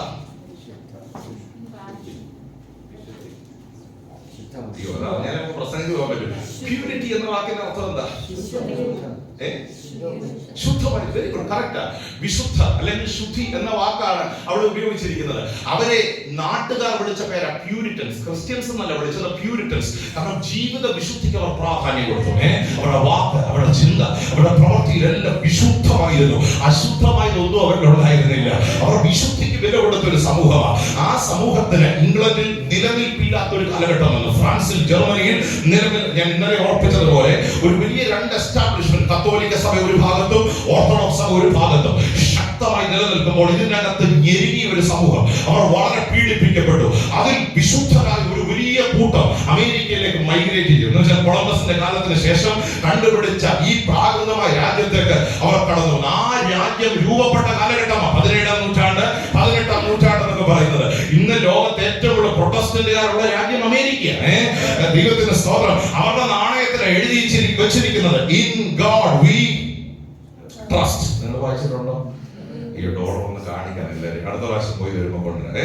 ആ എല്ലാ ഡോളറിനകത്ത് എഴുതി വെച്ചിട്ടുണ്ട് ഇൻ ഗോഡ് വി ട്രസ്റ്റ്. അത് വിശ്വസിക്കുന്നുണ്ടോ എന്ന് എനിക്കറിയത്തില്ല, പക്ഷെ അവർ എഴുതി വെച്ചിട്ടുണ്ട് ഇൻ ഗോഡ്. അതാ പ്യൂരിറ്റൻസ് എന്ന് പറഞ്ഞത്. അവർ ദൈവത്തിൽ ആശ്രയിക്കുന്നവരാ. ദൈവത്തിന് സ്തോത്രം. ദൈവം നടത്തിയ വിടകൾ. ഈ താങ്ക്സ് ഗിവിംഗ് എന്നൊക്കെ കേട്ടിട്ടുണ്ടോ? അമേരിക്കയിലെ ഏറ്റവും വലിയൊരു ആഘോഷം, അമേരിക്കയിൽ പോകുന്നവർക്ക് അറിയാം. ഈ താങ്ക്സ് ഗിവിംഗ് എന്ന് പറയുന്ന ഒരു ആചാരമല്ല. ഈ ഷിപ്പേൽ വന്ന ദൈവമക്കൾ, ദൈവത്തിന് സ്തോത്രം, അന്യരാജ്യത്ത് ദൈവം ഞങ്ങളെ കൊണ്ടുവന്നു. ആ രാജ്യത്ത് ദൈവം അവരെ വർദ്ധിപ്പിച്ചു. അവരെ ദൈവം വർദ്ധിപ്പിച്ചോൾ നന്ദി സൂചകമായി പ്രാർത്ഥനയ്ക്ക് വേർതിരിച്ച ദിവസങ്ങളാണ് താങ്ക്സ് ഗിവിംഗ്. സ്തോത്രം. അവർ പാടി ആരാധിക്കാൻ, ദൈവം ചെയ്ത നന്മകളെ ഓർത്ത് ദൈവത്തെ സ്തുതിക്കാൻ. എല്ലാവരും ഇവിടെ ഉണ്ടോ? ഇന്നത് കൃപയാൽ ഫുഡ് മിനിസ്ട്രി ആയി മാറി. എല്ലാവരും ഇവിടെ ഉണ്ടോ? പണ്ട് പിതാക്കന്മാർ അവരെ ആത്മാവിനെ ആരാധിച്ച്, അയ്യോ ഞങ്ങളെ നടത്തിയ വഴികൾ, ഈ രാജ്യത്ത് ഒന്നും ഇല്ലാത്തവരായിട്ട് വന്നു. പക്ഷെ ദൈവം ഞങ്ങളെ എന്ത് ചെയ്തു? അനുഗ്രഹിച്ചു. ദൈവം ഞങ്ങളെ എന്ത് ചെയ്തു? വർദ്ധിപ്പിച്ചു. ദൈവം ഞങ്ങളെ മാനിച്ചു. അവരെ ആരാധിക്കാനും പ്രാർത്ഥിക്കാനും എല്ലാ വർഷത്തിനും 3 ദിവസങ്ങൾ വേർതിരിച്ചു. അതാ താങ്ക്സ് ഗിവിംഗ്. പക്ഷെ ഇപ്പൊ വലിയ താങ്ക്സ് ഗിവിംഗ് ഒന്നും ഇല്ല. അവിടെ ആഹാരവും ആഘോഷങ്ങളും ഒക്കെയാണ് എന്ത് ചെയ്യുന്നത്. കാലക്രമേണ എന്ത് വന്നു? എല്ലാവരും മാറ്റങ്ങൾ വന്നു. പക്ഷെ അതിന്റെ ആത്യന്തിക ലക്ഷ്യം എന്ന് പറയുന്നത് അവർ ദൈവത്തെ അങ്ങനെ പ്യൂരിറ്റൻസിന്റെ മൂവ്മെന്റിൽ വന്ന ഒരു ദൈവ മനുഷ്യനാണ് ഫ്രാൻസിസ് ആസ്ബറി എന്ന് പറയുന്നത്. അദ്ദേഹം ഒരു മെത്തഡിസ്റ്റുകാരനായിരുന്നു. പ്യൂരിറ്റൻസിൽ ഏറ്റവും ശക്തമായ ഒരു വിഭാഗം, വിശുദ്ധിക്ക് വേണ്ടി, വേർപാടിന് വേണ്ടി നിലനിൽക്കുന്ന ജോൺ വെസ്ലി എന്നൊരു ദൈവ മനുഷ്യനോട് ആരംഭിച്ച മൂവ്മെന്റ്, മെത്തഡിസ്റ്റ് മൂവ്മെന്റ്. അവർ പ്യൂരിറ്റൻസിന്റെ ഒരു ഭാഗമാണ്. വിശുദ്ധിക്ക് വില കൊടുത്ത ഒരു സമൂഹം. ദൈവത്തിന് സ്തോത്രം. അപ്പൊ ആ സമൂഹത്തിൽ ഒരു ദൈവ മനുഷ്യനായിരുന്നു ഫ്രാൻസിസ് ആസ്ബറി എന്ന് പറയുന്നത്. രാജ്യത്ത് അദ്ദേഹം കടന്നു വന്നു. ഒരു കൊച്ചു ജോലി ചെയ്ത് ഒരു കൃഷിക്കാരനായി ജീവിക്കണമെന്ന ആഗ്രഹമാണ് തന്റെ ഹൃദയത്തിനകത്തുണ്ടായത്. ഒരു ഉപവാസ പ്രാർത്ഥന നടക്കുമ്പോൾ ദൈവത്തിന് സ്തോത്രം, ആത്മാവിന്റെ ശക്തി ആ പന്തലിൽ വ്യാപരിക്കാൻ തുടങ്ങി. അന്ന് ഇതുപോലുള്ള നല്ല ബോർഡുകളൊന്നുമില്ല. ഈ ടെന്റുകൾക്കകത്ത് അവർ ദൈവത്തെ ആരാധിക്കുന്നത്. അന്നത്തെ കാലഘട്ടം അതിനുള്ള സൗകര്യങ്ങളില്ല. ടെന്റുകൾക്കകത്ത് ഒരു ഉണർവ് പൊട്ടിപ്പുറപ്പെട്ടു. 16-ാം നൂറ്റാണ്ടിൽ, 17-ാം നൂറ്റാണ്ടിൽ ആ ഉണർവിനകത്ത് ഈ ദൈവശക്തി ഫ്രാൻസിസ് ആസ്ബറി എന്നൊരു മനുഷ്യന്റെ പേര് വ്യാപരിക്കുവാനിടയായി തീർന്നു. ദൈവത്തിന് സ്തോത്രം. ഒരു കൊച്ചു കർഷകനായി, ഒരു കൊച്ചു ജോലിക്കാരനായി, ഒരു കുടുംബം പുലർത്തി വിശുദ്ധിയോടെ ജീവിച്ച് ദൈവത്തിന് വേണ്ടി നിൽക്കണം എന്ന് ആഗ്രഹിച്ച ഒരു ദൈവമനുഷ്യനെ പരിശുദ്ധാത്മാവ് തൊട്ട ദിനങ്ങളായിരുന്നു ആ ദിവസങ്ങളിൽ സംഭവിച്ചത്. ഈ പ്രാർത്ഥന നടന്നുകൊണ്ടിരിക്കുമ്പോൾ ഈ മനുഷ്യന്റെ മേൽ ഒരു ദർശനം ദൈവം നൽകിയ വിൽമോർ എന്ന സ്ഥലത്തേക്ക് കടന്നു പോകാം. അവർ പാർക്കുന്നതിന് വളരെ അടുത്തുള്ള ഒരു സ്ഥലമാണ് വിൽമോർ എന്ന് പറയുന്നത്. ഒരു പ്രദേശത്തെ ഇങ്ങനെ ആത്മാവിൽ കാണിച്ചിട്ട് പറഞ്ഞു, ആ സ്ഥലത്തേക്ക് കടന്നു പോകാം. നിന്നിലൂടെ ഒരു ദൈവപ്രവൃത്തി ആ ദേശത്ത് ആരംഭിക്കാൻ ഞാൻ ആഗ്രഹിക്കുക. അങ്ങനെ വിൽമോർ എന്ന കൊച്ചു ഗ്രാമത്തിലേക്ക്, കെന്റക്കി എന്ന സ്റ്റേറ്റിൽ വിൽമോർ എന്ന സ്ഥലത്തേക്ക് ഈ മെത്തഡിസ്റ്റുകാരനായ ഫ്രാൻസിസ് ആസ്ബറിയെ ദൈവം അയക്കുവാനിടയായി. ഒരു കച്ചു കർഷകനായി ഒതുങ്ങണമെന്ന് ആഗ്രഹിച്ച ഒരു മനുഷ്യൻ, ഒരു കുടുംബം നോക്കി ജീവിക്കണം എന്ന് ആഗ്രഹിച്ച ഒരു മനുഷ്യൻ, ഒരു പ്രാർത്ഥന മനുഷ്യനായി അവസാനിക്കണം എന്ന് ആഗ്രഹിച്ച ഒരു മനുഷ്യൻ, ഒരു വിശുദ്ധനായി ജീവിതം നിർത്തണം എന്ന് ആഗ്രഹിച്ച ഒരു മനുഷ്യൻ. പക്ഷെ ആ മനുഷ്യനെ കുറിച്ച് ദൈവത്തിന് ഒരു വലിയ പദ്ധതി ഉണ്ടായിരുന്നു. ദൈവത്തിന് സ്തോത്രം ചെയ്യുക. ഈ കൊച്ചു ഗ്രാമത്തിലേക്ക് ദൈവം തന്നെ കൊണ്ടുവന്നു. ആ ദൈവ മനുഷ്യനോട് ദൈവത്തിന്റെ ആത്മാവ് ഒരു നിയോഗം നൽകി. ടെന്റ് കെട്ടി ഇവിടെ പ്രാർത്ഥന ആരംഭിക്കണം. മനുഷ്യരൊന്നുമില്ല, വെള്ളക്കാരന് ദൈവത്തിന്റെ സ്തോത്രം കുറച്ചു പേർ മാത്രമുള്ള ഒരു സ്ഥലത്ത്, റെഡ് ഇന്ത്യൻസ് പാർക്കുന്ന ഒരു സ്ഥലത്ത്, കടകളോ സുഖ സൗകര്യങ്ങളോ ആഡംബരങ്ങളോ ഭവനങ്ങളോ ഒന്നുമില്ലാതിരുന്ന കാലഘട്ടത്തിൽ ഒരു കൊച്ചു ടെന്റ് അടിച്ച് ആ ദൈവ മനുഷ്യൻ പ്രാർത്ഥിക്കാൻ തുടങ്ങി. ദൈവത്തിന്റെ സ്തോത്രം. നിന്നെ കുറിച്ച് ഇവിടെ ഒരു ദൈവത്തിന്റെ നിയോഗമുണ്ട് എന്ന് പറഞ്ഞപ്പോൾ ഫ്രാൻസിസ് ആസ്ബറി ചിന്തിച്ചത്, ഇവിടുത്തെ ഏറ്റവും വലിയൊരു കൃഷിക്കാരനായി ഞാൻ മാറുമെന്ന്. എന്നെ കുറിച്ചുള്ള ദൈവത്തിന്റെ പദ്ധതി എന്താ? ഹലോ, അദ്ദേഹം വന്നതിന് ഒരു കൊച്ചു കൃഷിക്കാരനായി അത്യാവശ്യം വിശുദ്ധ ജീവിതമൊക്കെ നയിച്ച് അങ്ങ് എത്തണം എന്നുള്ളൊരു ചിന്തയില്ല. അപ്പം ഈ ദേശത്തെ കുറിച്ച് നിന്നിലൂടെ ഒരു ദൈവത്തിന്റെ നിയോഗം ഉണ്ടെന്ന് ദൈവത്തിന്റെ ദൂത തന്നോട് വന്നപ്പോൾ ഫ്രാൻസിസ് ആസ്ബറി തന്റെ നോട്ട്ബുക്കിൽ എഴുതിയിട്ടു, ഈ ദേശത്തെ ഏറ്റവും വലിയ കർഷകനായി നാളെ ഞാൻ എന്ത് ചെയ്യും. എല്ലാവരും ഉണ്ടോ? ഒരു 100 ഏക്കർ സ്ഥലം, പരന്നു കിടക്കുന്ന ഒരു സ്ഥലം ദൈവം തന്നെ കാണിച്ചു. അപ്പൊ ഈ സ്ഥലം നോക്കി കൈവച്ച് പ്രാർത്ഥിക്കാം, കർത്താവേ 100 മേനി, 30 അല്ല 60 അല്ല, എത്ര തരണം? നിങ്ങൾ ഇവിടെ ഉണ്ടെന്ന് എന്റെ വിശ്വാസം. അപ്പൊ ഈ 100 ഏക്കർ കാണുമ്പോ അദ്ദേഹത്തിന് ആവേശം. കാരണം ഇവിടെ എന്ത് നടക്കാൻ പോവാ? വിപ്ലവം നടക്കാൻ പോവുകയാണ്. 30 അല്ല കർത്താവേ, 60 അല്ല കർത്താവേ, ഞങ്ങളെ ശൂന്യമായി ഇവിടെ കൊണ്ടുവന്ന ദൈവം ഈ ദേശത്ത് 100 മേനി രക്തത്താലെടുക്കുക. ആസ്ബറി എന്ന മനുഷ്യന്റെ ചിന്തയിൽ 100 മേനിയുള്ള വിളവെടുപ്പായിരുന്നു. പക്ഷെ സ്വർഗത്തിന്റെ ചിന്ത അതല്ല. ദൈവത്തിന്റെ പദ്ധതി തികച്ചും വ്യത്യസ്തമായിരുന്നു. ദൈവത്തിന്റെ പദ്ധതി ഞാൻ പറയാം, അത് ഫ്രാൻസിസ് ആസ്ബറിക്ക് മനസ്സിലായില്ല. പക്ഷെ വർഷങ്ങൾക്ക് ഇപ്പുറത്ത് ആയിരക്കണക്കിന് ആളുകളെ പഠിപ്പിച്ചെടുക്കുന്ന ഒരു വേദ പഠനശാലയായി ദൈവം 100 ഏക്കറിനെ മാറ്റുവാനിടയായി. പഠിക്കാനുള്ള ഭാഗ്യം ഈ എളിയവനായി എനിക്ക് ദൈവം തന്നു. ഞാൻ ഇവിടെ ചെന്നപ്പോൾ എനിക്കൊരു കാര്യം മനസ്സിലായി, നിന്റെ വഴികളല്ല ദൈവത്തിന്റെ വഴികൾ, നിന്റെ പദ്ധതികളല്ല ദൈവത്തിന്റെ പദ്ധതികൾ. നീ ഒതുങ്ങുന്നിടത്തല്ല ദൈവം ഒതുങ്ങുന്നത്. നിന്നെ ദൈവകരങ്ങൾ ഏൽപ്പിച്ചു കൊടുക്കാൻ തുടങ്ങിയാൽ ദൈവത്തിന് നിന്നെ കുറിച്ചുള്ള പദ്ധതി, നിന്നെ ഉപയോഗിക്കാൻ ആഗ്രഹമുള്ളത് ഏത് തലങ്ങളിലാണോ ആ തലങ്ങളിൽ നമ്മെ വളർത്തിയെടുക്കുക. രാത്രി ഒരു കാര്യം പറയാം, ഈ കത്തോയി വന്നത് ഒരു കൊച്ചു ജോലി ചെയ്ത് 10, 20, 30 വർഷം ജീവിച്ച് ഒരു കുടുംബം പുലർത്തി നാട്ടിലേക്ക് മടങ്ങാൻ, ഒരു കൊച്ചു വീട് വെച്ച് പോകാനല്ല. നിന്നെ കുറിച്ച് ദൈവത്തിന് ഒരു പദ്ധതിയുണ്ട്. ചിലരെ വിടുവിക്കാൻ, ചിലരെ പിടിച്ചെടുക്കാൻ, ചിലരെ ആത്മാവിൽ നിയോഗിച്ചെടുക്കാൻ, പ്രാർത്ഥന മനുഷ്യരായി ചിലരെ ആത്മാവിൽ പുറത്തു കൊണ്ടുവരാൻ ഒരു ദൈവിക നിയോഗത്തോടെ നിന്റെ ഒരു അഭിഷേകം നൽകി ദൈവം നിന്നെ ഒരു അനുഗ്രഹമാക്കി തീർക്കാൻ.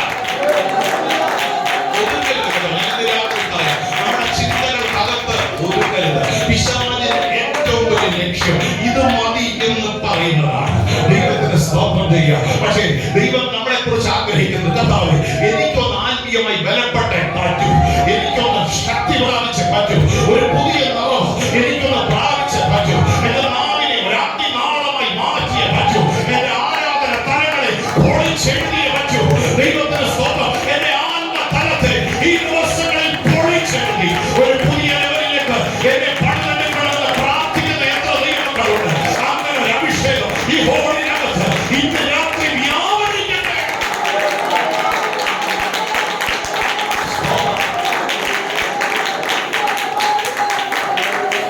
ഈ വാസലേറ്റിക്കുന്ന ഒരു പദത്തിന് കൊടുത്തിരിക്കുന്ന അർത്ഥം എന്നെ ചിന്തിപ്പിച്ചു. പരിവർത്തനം എന്ന് വെച്ചാൽ മാറ്റാൻ കഴിയാത്തൊരു മനസ്സ്. Praise the Lord. ഏറ്റവും വലിയ അപകടം എന്ന് പറയുന്നത് മാറാൻ മനസ്സില്ലാത്ത ഒരു മനസ്സാണ്. സ്തോത്രം. Praise the Lord. നമ്മൾ നല്ല മനുഷ്യരാകാം, ദൈവകൃപയുള്ള മനുഷ്യരാകാം, പക്ഷെ നമ്മളെ കുറിച്ച് ദൈവം ആഗ്രഹിക്കുന്ന ഏറ്റവും വലിയ സ്വഭാവ ഗുണം ദൈവത്തിന് പരുവപ്പെടുത്തിയെടുക്കാൻ കഴിയണം. ചില നാളുകൾക്ക് മുമ്പ് ഒരു വീട്ടിൽ ഒരു കുടുംബ വിഷയം പരിഹരിക്കാൻ പോയപ്പോ ആ സഹോദരി പറഞ്ഞൊരു കാര്യം എന്നെ ചിന്തിപ്പിച്ചു. പക്ഷെ ദൈവം പറഞ്ഞാൽ ഞാൻ മാറില്ലെന്നു. എല്ലാവരും ഇവിടെ ഉണ്ടോ? അത് ഞാൻ ആദ്യമായിട്ട് കേൾക്കാം. പാസ്റ്റർ പറഞ്ഞാലും മാറത്തില്ലെന്ന് കേട്ടിട്ടുണ്ട്, പക്ഷെ ഇച്ചിരി കൂടെ ഗ്രേഡ് കൂടിയതാണ്. ഇവിടെ ഉണ്ടോ? സ്തോത്രം. ദൈവം പറഞ്ഞാലും ഈ ആറ്റിറ്റ്യൂഡ് ദിവസങ്ങളിൽ ഒളിഞ്ഞു മാറും. ചിന്ത ഇത്രയും നേരം നല്ല അന്തരീക്ഷത്തിലായിരുന്നു, നിമിഷമാണ് അങ്ങനെ പോകണം. ദൈവത്തിന് പരുവപ്പെടുത്തിയെടുക്കാൻ പറ്റിയ ഒരു പാത്രമായി നമ്മൾ ഒരു അബദ്ധം പറഞ്ഞതാ, അറിവില്ലായ്മ കൊണ്ട് പറഞ്ഞതാ, പക്ഷെ അതിനകത്ത് ഒരു അപകടം മനസ്സിലാവുന്നുണ്ടോ? ദൈവം വിചാരിച്ചാലും ഞാൻ മാറില്ല. നമ്മുടെ ജീവിതത്തിലേക്ക് സ്വയം ഒന്ന് ചിന്തിച്ചിട്ട് ദൈവത്തിന് എത്ര നമ്മളെ മാറ്റിയെടുക്കാൻ പറ്റുമെന്ന് നമ്മളൊന്ന് സ്വയം വിലയിരുത്തി. Can God change us? അങ്ങനെയെങ്കിൽ എത്ര മാത്രം, എത്ര പറ്റും? 10%, 20%, 100 എന്ന് പറയാൻ പറ്റുമോ? പറ്റുമോ? ചുമ്മാ പറയാനേ. തന്റെ ഉള്ളവർ പറഞ്ഞു, എന്നെ പൂർണ്ണമായി മാറ്റാൻ ദൈവത്തിന് കഴിയും.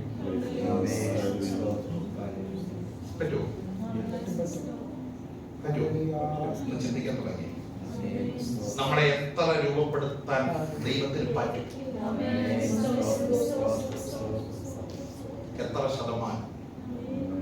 എന്നൊരു കാര്യം പറയാം, ആ ശതമാനം വർദ്ധിക്കുന്നതാണ് നമ്മുടെ അനുഗ്രഹം.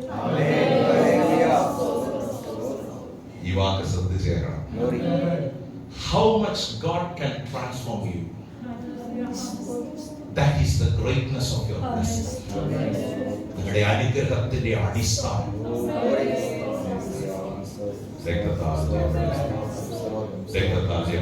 സ്വഭാവത്തെ, ചിന്തകളെ, വാക്കുകളെ, വ്യക്തിത്വത്തെ, നിങ്ങളുടെ ഐഡന്റിറ്റി രൂപപ്പെടുത്താൻ ദൈവം ആഗ്രഹിക്കുന്നു. അങ്ങനെ രൂപപ്പെടുത്തണമെങ്കിൽ ഒരു പ്രശ്നം, നമ്മുടേതായ ഒരു സ്വയം, ഒരു സെൽഫ് നമ്മളിൽ ഉണ്ടാകരുത്.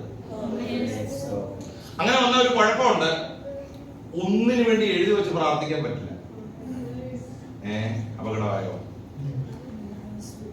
ഹലോ, നോട്ട്ബുക്ക് എഴുതുന്നവർ എത്ര പേരുണ്ട്? ഡയറി എഴുതുന്ന എത്ര പേരുണ്ട്? ഈ ദൈവത്തിന് രൂപപ്പെടുത്താൻ പറ്റണമെങ്കിൽ നമ്മുടെ സെൽഫ്, നമ്മുടെ സ്വയം, നമ്മുടെ അകത്ത് നമ്മൾ എത്ര ആഗ്രഹങ്ങൾ ഇന്നും ദൈവത്തോട് പറഞ്ഞു.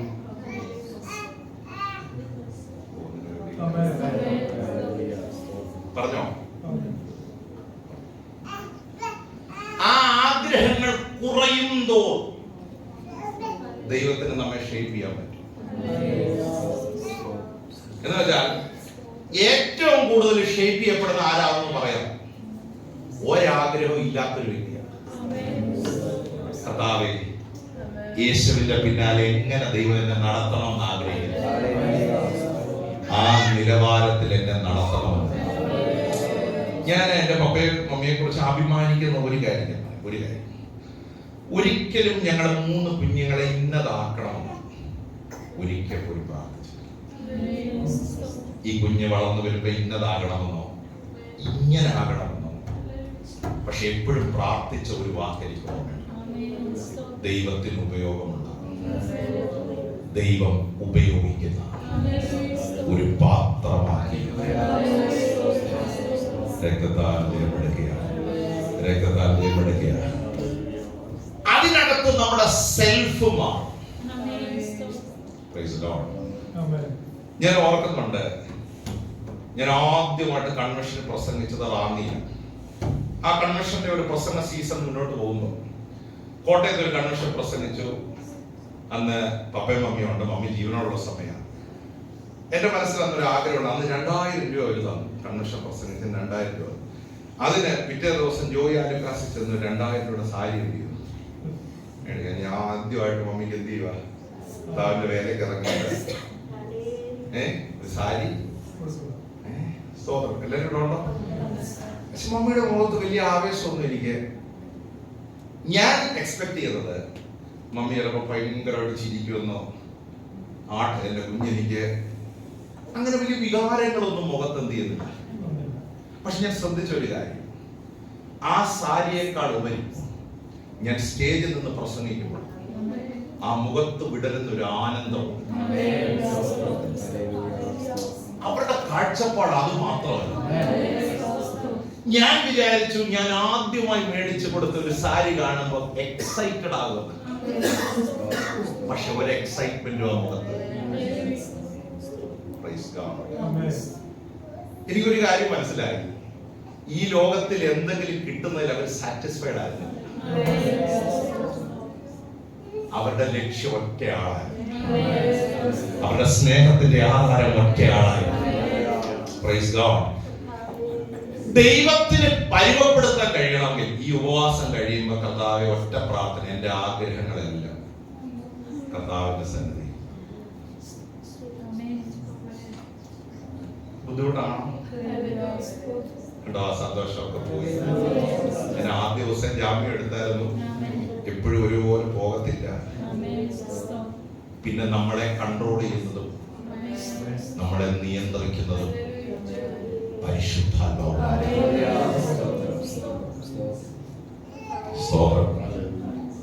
പരിമപ്പെടുത്തിയെടുക്കുക, രൂപപ്പെടുത്തിയെടുക്കുക, ഉപയോഗമുള്ള പാത്രമായിട്ട് എന്ത് ചെയ്യുക. ഞാൻ ഓർക്കുന്ന ഈ നമ്മൾ ഈ കുഞ്ഞുങ്ങളെ ഇരിക്കുമ്പോ കൊച്ചു ക്ലാസ്സുകളൊക്കെ പഠിക്കുമ്പോ ടീച്ചർമാരുടെ ഫ്രണ്ട്സ് ഒക്കെ വന്ന് ചോദിക്കും, വലുതാകുമ്പോ ആരാകാനാ ചോദിച്ചിട്ടുണ്ടോ? സ്കൂളിൽ പഠിച്ചതാണ്. എന്നോട് ഒത്തിരി പേര് ചോദിച്ചിട്ടുണ്ട്. ടീച്ചർമാർ ചോദിക്കും, കൂടെ പഠിക്കുന്നവര് വലുതാകുമ്പോ ആരാകാനാ. നമ്മൾ പലതിനും ആൻസർ പറഞ്ഞിട്ടുണ്ട്. പക്ഷെ അതൊന്നും നമ്മൾ ആയില്ല. എല്ലാവരും ചിലർ പറഞ്ഞ എയർ ഹോസ്റ്റസ് ആണ്, ചിലർ പറഞ്ഞ പൈലറ്റ് ആണ്, ചിലർ പറഞ്ഞ പക്ഷെ നമ്മൾ അതൊന്നും എന്ത് ചെയ്തില്ല. ആയോ? ഇല്ല. കാരണം നമ്മുടെ ജീവിതത്തെ ഷേപ്പ് ചെയ്യുന്ന ഒരാളുണ്ട്, രൂപപ്പെടുത്തുന്ന ഒരാളുണ്ട്, പണിതെടുക്കുന്ന ഒരാളുണ്ട്. പക്ഷെ ഞാനൊരു കാര്യം പറയാം, ആ കരങ്ങളിൽ ഷേപ്പ് ചെയ്യാൻ കൊടുത്താൽ പുറത്തു വരുന്നത് ഏറ്റവും ശ്രേഷ്ഠമാണ്. സ്തോത്രം. ഈ യെഹസ്കേൽ എന്നൊരു ദൈവമനുഷ്യനെ, യെരമ്യാവ് എന്നൊരു ദൈവമനുഷ്യനെ, യെശയ്യാവ് എന്നൊരു ദൈവമനുഷ്യനെ ദൈവം രൂപപ്പെടുത്തിയെടുത്ത പ്രവാചകന്മാർ. നമുക്കറിയാം, വേദഭാഗങ്ങൾ പഠിക്കുമ്പോൾ അവരുടെ ഇഷ്ടത്തിന് വിരുദ്ധമായ ദൈവം അവരെ എന്ത് ചെയ്തത്, ഈ യെരമ്യാവിനെയും യെഹസ്കേലിനെയും ഒക്കെ ചരിച്ചു കിടത്തി ഉപവസിപ്പിച്ച് കരയിപ്പിച്ച്, എല്ലാവരും ഇവിടെ ഉണ്ടോ, അവരെ ദൈവം മോൾഡ് ചെയ്തെടുക്കുക. എന്തിനാണെന്നറിയാമോ? ദൈവത്തിന്റെ പദ്ധതിക്കാണ്. നിങ്ങളുടെ കുഞ്ഞുങ്ങൾക്ക് വേണ്ടി പ്രാർത്ഥിക്കുമ്പോഴും അങ്ങനെ പ്രാർത്ഥിക്കണം.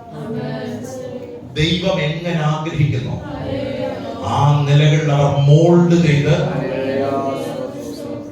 ഫ്രാൻസിസ് ആസ്പർ പ്രാർത്ഥിച്ച പോലെ പ്രാർത്ഥിക്കില്ല, കർത്താവേ 100 ഏക്കറിനകത്ത് എന്തുണ്ടാകണം. ഹലോ. പക്ഷെ ദൈവത്തിന്റെ ആഗ്രഹം എന്താ? ഇപ്പൊ മസിലി പിടിച്ച് പ്രാർത്ഥിക്കുക, കർത്താവേ ഈ 100 ഏക്കറിനകത്ത് ഞാൻ വലിയൊരു കൃഷിക്കാരനായിട്ട് എന്ത് ചെയ്യണം. പക്ഷെ ദൈവത്തിന്റെ പദ്ധതി എന്താ? പക്ഷെ ഈ ഫൈറ്റ് നടന്നാൽ എന്ത് പറ്റുമെന്ന് അറിയാമോ? ചിലപ്പോ ദൈവം അങ്ങ് വിട്ടുതരും. നമ്മൾ ഒരിക്കലും എന്ത് ചെയ്യത്തില്ല, കൊടുക്കോ വിട്ടു കൊടുക്കുന്നവരെത്ര പേരുണ്ട്. അത് എളുപ്പമുള്ള കാര്യമല്ല. കാരണം നമ്മുടെ അകത്തൊരു ഈഗോ ഉണ്ട്. കുറച്ചു നേരത്തേക്ക് നമ്മൾ എന്ത് ചെയ്യത്തില്ല. ഹലോ. കുടുംബത്തിലോ സഭയിൽ ആദ്യം ക്ഷമ ചോദിക്കുന്ന ആരായിരിക്കും? വിഷയം ഉണ്ടായ പെട്ടെന്ന് ക്ഷമ ചോദിക്കുന്ന ആരായിരിക്കും? അത് വലിയൊരു അനുഗ്രഹമാണ്. നമ്മളൊരു അല്പം പിടിച്ചു നോക്കിയോ, എത്ര പോവും? ഒരു ദിവസം, 2 ദിവസം? കുടുംബത്തിലെ എത്ര ദിവസം പോവും? പറഞ്ഞേ. നമ്മുടെ അകത്ത് ഈഗോ ഉണ്ട്. നമ്മുടെ അകത്ത് എന്തുണ്ട്? ചിലപ്പോൾ പറയും, പക്ഷെ ഞാൻ അങ്ങനെ ഒന്നും വിട്ടു കൊടുക്കത്തില്ല, കാരണം ഞാൻ ഇന്നാരുടെ മോനാ. കാരണം നമ്മുടെ അകത്ത് എന്തുണ്ട്? ഈ മനുഷ്യരുടെ മുമ്പിൽ വിട്ടുകൊടുത്തില്ലേ, ഏറ്റവും കുറഞ്ഞ ദൈവത്തിന്റെ മുമ്പിലേക്ക് ഈഗോ പാടില്ല. കാരണം ഷേപ്പ് ചെയ്യാൻ അറിയുന്ന ഒരാളാണ്. കുശവന്റെ വീട്ടിലേക്ക് പ്രവാചകനെ അയച്ചു കേട്ടോ. ഈ കുശവൻ പാത്രം ചക്രത്തിന്മേൽ ഇങ്ങനെ ഒരുക്കിക്കൊണ്ടിരിക്കുക, കളിമണ്ണ് കൊണ്ട് ഒരു പാത്രം ചെയ്യുക. ഈ കുശവന്റെ കയ്യിൽ കളിമണ്ണുണ്ട് ഇല്ലേ? ഈ കളിമണ്ണ് കുഴച്ച് കുശവന്റെ മനസ്സിലകത്തുള്ള ഒരു ഡിസൈനകത്ത് ഒരു പാത്രം ചെയ്യുന്നത് രൂപപ്പെടുത്തുന്നത്. പക്ഷേ അവിടെ എഴുതിയിരിക്കുന്ന ഒരു പദം നമുക്ക് കാണാതെ വാക്കി ഒടുപ്പിക്കുന്നില്ല. കുശവന്റെ കയ്യിൽ ആ ചക്രത്തിന്മേൽ ഇരിക്കുമ്പോ തന്നെ ആ പാത്രം ചീത്തയായി പോകും. എന്താ ചീത്തയായി പോകാൻ കാരണം? 2 ഓപ്ഷനേ ഉള്ളൂ. കുശവൻ ഒരു സ്പീഡിൽ തന്റെ മനസ്സിനകത്തുള്ള ഒരു പ്ലാൻ പ്രകാരം ആ പാത്രത്തെ എന്ത് ചെയ്യുക? രൂപപ്പെടുത്തുക. അവൻ ആ കയ്യിലുള്ള പാത്രം ചീത്തയാവുന്നത് 2 ഓപ്ഷൻ. ഒന്നെങ്കിൽ സ്പീഡ് കൂടണം, ഇല്ലെങ്കിൽ സ്പീഡ്. ഹലോ, കുശവന്റെ കയ്യിലിരിക്കുമ്പോ ഏത് ആംഗിളിൽ ഏത് സ്പീഡിൽ കറങ്ങണമെന്ന് കുശവനൊരു പ്ലാനാണ്. ആ സ്പീഡിൽ കറങ്ങിയാലേ കുശവൻ ആഗ്രഹിക്കുന്ന പാത്രമായി. ഇല്ലെങ്കിൽ എന്ത് പറ്റും? ആ പാത്രം ചീത്തയായി പോയി. ആ വാക്കിന്റെ അർത്ഥം ഇതാ, ഉപയോഗിക്കാൻ കൊള്ളാത്തതായി മാറി. അതിന് താഴെ എഴുതിയിരിക്കുന്ന പദം എന്നെ ചിന്തിപ്പിച്ചു. കുശവൻ അതിനെ തനിക്ക് തോന്നിയതുപോലെ മറ്റൊരു പാത്രമാക്കി. അപ്പൊ മസിൽ പിടിച്ചാൽ എന്ത് പറ്റും? സ്പീഡ് കൂടിയാൽ എന്ത് പറ്റും? കുറഞ്ഞാൽ നമുക്കെല്ലാം സ്പീഡ് ഉണ്ട്, കുറയത്തില്ല. നമുക്കെല്ലാം എന്തുണ്ട്? കാരണം പെട്ടെന്ന് കിട്ടണമെന്നാണ് നമ്മുടെ എല്ലാം. ഒരു ആശുപത്രി ചെന്ന് ക്യൂ നിൽക്കാൻ ആർക്കെങ്കിലും ഇഷ്ടമാണോ? നമുക്കെല്ലാം ആഗ്രഹം ആദ്യം നമുക്ക് ആരെ കാണണം? എല്ലാവരും ഇവിടെ ഉണ്ടോ? ഇമിഗ്രേഷൻ ഓഫീസിൽ നമുക്ക് ക്യൂ നിൽക്കുന്ന കാര്യമൊന്നും എന്തല്ല, നമ്മളെല്ലാം ആഗ്രഹിക്കുന്നത് എന്താ? എല്ലാവരും ഇവിടെ ഉണ്ടോ? നമുക്ക് സ്പീഡ് ഉണ്ടോ? സ്പീഡ് ഉണ്ടോ? ഉണ്ട്. ഈ സ്പീഡ് കൂടിയുള്ള പ്രശ്നം ദൈവത്തിന് തോന്നിയതുപോലെ ഒരു പാത്രമാക്കി നമ്മെ തീർക്കാൻ പറ്റില്ല. അപ്പം ഇങ്ങനെ പ്രാർത്ഥിക്കണം. വേഗവും വേണ്ട, പെതുക്കുകയും വേണ്ട. ദൈവത്തിന്റെ പെർഫെക്റ്റ് ആയി അതിനുവേണ്ടി ആത്മാർത്ഥമായി എന്ത് ചെയ്യണം? ഞാൻ എപ്പോഴും പറയുന്ന ഈ മാറ്റം ഉൾക്കൊള്ളാൻ ഒരു നല്ല മനസ്സ് നമുക്ക് ഉണ്ടാകും. ഞാൻ ഓർക്കുന്ന ചില വർഷങ്ങൾക്ക് മുൻപ് ഈ വയനാട്ടിൽ പാസ്റ്റേഴ്സിന്റെ ഒരു മീറ്റിംഗ്, പാസ്റ്റേഴ്സിനെ ട്രെയിൻ ചെയ്തെടുക്കുന്ന ഒരു ശുശ്രൂഷയാണ്. അവിടെ ക്ലാസ്സുകൾ നടന്നുകൊണ്ടിരിക്കുക. അപ്പം ഞാൻ അവിടെ പോയപ്പം അന്ന് ചർച്ചകളുടെ ഓർച്ചറായിരുന്ന വിജയ് ജെയിംസ് സാറ്, ഞാൻ അദ്ദേഹത്തിന്റെ കൂടെ ഒത്തിരി ദൈവദാസന്മാരെ കൂടെ ഉണ്ട്. വയനാടുള്ള, കാസർഗോഡുള്ള, കണ്ണൂരുള്ള, കോഴിക്കോടുള്ള, പാലക്കാടുള്ള, മലബാറുള്ള പാസ്റ്റേഴ്സിന്റെ എല്ലാം ഒരു ട്രെയിനിങ് ക്യാമ്പാണ്. അപ്പം അവരെ ഇങ്ങനെ പഠിപ്പിച്ചുകൊണ്ടിരിക്കുമ്പോൾ അന്ന് വൈകിട്ട് പഠിപ്പിക്കേണ്ട ഒരു ദൈവദാസം വന്നില്ല. അപ്പം ആ നിയോഗം എന്റെ മേലെ വീണു. അപ്പൊ ഞാൻ അന്ന് തീരെ ചെറുപ്പം, എപ്പോഴും ചെറുപ്പമാണെന്ന് എന്റെ വിശ്വാസം. പക്ഷെ അന്ന് ഞാൻ തീരെ ചെറുപ്പം, കല്യാണമൊന്നും കഴിഞ്ഞിട്ടില്ല, അതിന് മുമ്പുള്ള സമയം. അപ്പം പ്രത്യേകിച്ച് ഈ അഡ്മിനിസ്ട്രേഷനെ കുറിച്ച്, ഞാൻ MBA പഠിച്ച ഒരാളായിട്ട് അഡ്മിനിസ്ട്രേഷനെ കുറിച്ചുള്ള ക്ലാസ്സുകളൊന്നും നടക്കുക. അപ്പം അതിന് ആ അധ്യാപകൻ വരാഞ്ഞത് കൊണ്ട് ക്വാളിഫിക്കേഷൻ ഉള്ള എന്നെ അതിനെന്ത് ചെയ്തു? പഠിപ്പിക്കുന്നത്. അഭിപ്രായമുള്ള വളരെ സീനിയറായ ദൈവദാസന്മാരെല്ലാം ഇരിക്കുമ്പോഴാണ് നമ്മുടെ ഭാഷയിൽ പറഞ്ഞ മൊട്ടൻ വരിയാത്ത കൊച്ചു പ്രായമുള്ള നമ്മൾ എന്ത് ചെയ്യുന്നത്? അവരുടെ 50 വയസ്സ്, 55 വയസ്സ്, 60 വയസ്സ് ഏറ്റവും സീനിയറായ ദൈവദാസന്മാരോട് ഒന്ന് ഇങ്ങനെ എന്ത് ചെയ്യുക. അന്ന് ക്ലാസ് എടുത്തത് എനിക്ക് ഓർമ്മ പോലും ഇല്ല. കാര്യം എന്നറിയാമോ? എന്നെ ഒന്നാമത് ഇവര് നോക്കി പേടിച്ചു. കാരണം തുടക്കം തന്നെ പാടി. ഈ പ്രായമുള്ളവർക്ക് ഒരു പ്രശ്നമുണ്ട്. നീ എന്നാ ഞങ്ങളെ പഠിപ്പിക്കാൻ? നിന്നെക്കാൾ ഒരു 10 ഓളം ഞങ്ങൾ കൂടുതൽ. സത്യം പറയാൻ പേടിച്ചു. എന്റെ കയ്യൊക്കെ തന്നെ എന്ത് ചെയ്തു. ഇന്ന് എനിക്ക് പഠിപ്പിക്കാൻ കുഴപ്പമില്ല, ഇന്ന് തന്നെ അവിടെ ഇട്ടാലും പഠിക്കും. പക്ഷെ അന്ന് പേടിച്ചു. കാരണം ശുശ്രൂഷയുടെ ആദ്യ സമയങ്ങളാണ്. നമ്മളിങ്ങനെ ശുശ്രൂഷയൊക്കെ എന്ത് ചെയ്തു പഠിച്ച്. അപ്പം അന്ന് എനിക്ക് മനസ്സിലാച്ച ഈ പ്രായമുള്ളവരെ പഠിപ്പിക്കാൻ. കാരണം ഇവരുടെ ആ നോട്ടം തന്നെ, നീയൊക്കെ ഞങ്ങളെ എന്തോ, നിന്നേക്കാൾ എക്സ്പീരിയൻസും ഇവിടെയുള്ള പ്രായമുള്ളവരെ അല്ല. പക്ഷെ അന്ന് ഞാൻ വിറച്ചുപോയി. അന്ന് ഞാൻ സാറോട് പറഞ്ഞു, ഈ മേലാൻ ഈ പരിപാടിക്ക് തന്നെ. ഞാൻ ഈ പ്രാവശ്യം അമേരിക്കയിൽ ഡാളസിൽ ചെന്നപ്പോ ദിവാസിനെ കണ്ടു. എന്നോട് ആ പഴയ കാര്യം ഓർമ്മിച്ചു. എടാ നീ ഒന്ന് പറഞ്ഞു, ഇനി മേലാൻ ഈ ക്ലാസ്സിന് സ്തോത്രം. പക്ഷെ അന്ന് ഞാൻ പഠിച്ചൊരു സത്യം, ഈ മാറ്റം ഉൾക്കൊള്ളാൻ കഴിയാത്തവരെ നമുക്ക് മാറ്റാൻ പറ്റില്ല. മാറാനുള്ളൊരു മനസ്സ് നമുക്ക്. ഈ ഉപവാസത്തിന്റെ ലക്ഷ്യം, ഞാൻ ഈ മെസ്സേജ് പൂർത്തീകരിക്കുന്നതല്ല, എന്നെ എങ്ങനെ രൂപപ്പെടുത്തി എടുക്കണമെന്നാണ് എന്റെ സ്വഭാവത്തെ, എന്റെ ചിന്തകളെ, എന്റെ വൈകാരിക തലങ്ങളെ, എന്റെ കുടുംബ ജീവിതത്തെ, എന്റെ ആത്മീയ തലങ്ങളെ ദൈവനാമ മഹത്വത്തിനായി എങ്ങനെ രൂപപ്പെടുത്തണമെന്ന് അങ്ങ് ആഗ്രഹിക്കുന്നു.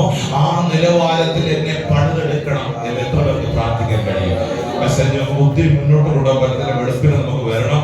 എങ്കിലും ഞാൻ ഇങ്ങനെ അവസാനിപ്പിക്കട്ടെ. ഏൽപ്പിച്ചു കൊടുക്കാൻ മനസ്സുള്ളവരാണ് ഞങ്ങൾ റെഡിയാ. എങ്ങനെ ഞങ്ങളെ രൂപപ്പെടും, ഞങ്ങളുടെ സ്വഭാവത്തെ, ഞങ്ങളുടെ വൈകാരിക തലങ്ങളെ, ഞങ്ങളുടെ ആത്മീക മേഖലകളെ. ഇന്ന് രാത്രി ഞാൻ ഒരു കാര്യം പറയാം, പരിവർത്തനമില്ലാത്ത ഒരു മനസ്സല്ല നമുക്ക് വേണ്ടത്. ദൈവത്തിന് രൂപപ്പെടുത്തി എടുക്കുവാൻ കഴിയുന്ന, ദൈവത്തിന് പണിതെടുക്കാൻ കഴിയുന്ന ഒരു ശക്തമേറിയ ജീവിതത്തിന്റെ ഉടമയായി ഞങ്ങളെ തീർക്കണം. കർത്താവ്, ഞങ്ങളുടെ ഈഗോ തകരട്ടെ, ഞങ്ങളുടെ സ്വയം തകരട്ടെ, ഞങ്ങളുടെ വ്യക്തി താല്പര്യങ്ങൾ തകരട്ടെ.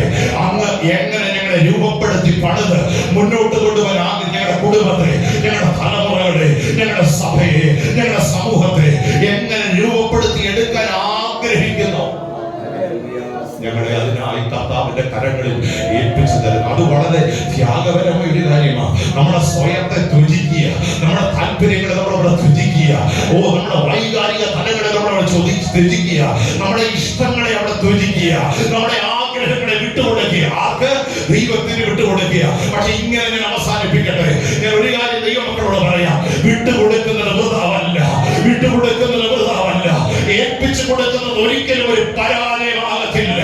സകലവും നന്നായി പൂർത്തീകരിക്കാൻ കഴിവുള്ള ദൈവം, നിങ്ങളിൽ നല്ല പ്രവൃത്തി ആരംഭിച്ചവൻ യേശുക്രിസ്തുവിന്റെ നാളോളം അതിനെ തികയ്ക്കുമെന്ന് വചനത്തിൽ വായിക്കുന്നത് പോലെ ഞങ്ങളെ അങ്ങയുടെ ഇഷ്ടത്തിനനുസരിച്ച് ഈ ദിവസങ്ങളിൽ രൂപപ്പെടുത്തി എടുക്കണമെന്ന് എത്ര പേർക്ക് പ്രാർത്ഥിക്കാൻ കഴിയും? കണ്ണുകൾ അടച്ച്, ആ ബൈബിളുകൾ അടച്ച് 50 വിഷയങ്ങൾ നമ്മൾ ദൈവത്തോട് പ്രാർത്ഥിക്കാൻ തുടങ്ങിയ form me Lord, transform me Lord. ഞങ്ങളെ അങ്ങ് എങ്ങനെ ആഗ്രഹിക്കുന്നു ആ നിലവാരത്തിൽ രൂപപ്പെടുത്തി എടുക്കണം. ഒരു മാനുഷിക ആലോചനകൾ ഞങ്ങൾക്ക് വേണ്ട, ഒരു മാനുഷിക പദ്ധതികൾ ഞങ്ങൾക്ക് വേണ്ട, ഒരു സ്വയം ആഗ്രഹങ്ങൾ ഞങ്ങൾക്ക് വേണ്ട. കർത്താവേ, അങ്ങയുടെ ഇഷ്ടത്തിനായി അങ്ങയുടെ കരങ്ങളിൽ രാത്രി ഞങ്ങളെ ഏൽപ്പിച്ചു തരുന്നു. Let your will prevail in my life. Let your desires reign over my life. ഞങ്ങളുടെ ജീവിതത്തെ നിയന്ത്രിക്കുന്നത് അങ്ങയുടെ വികാരങ്ങളായി തീരട്ടെ.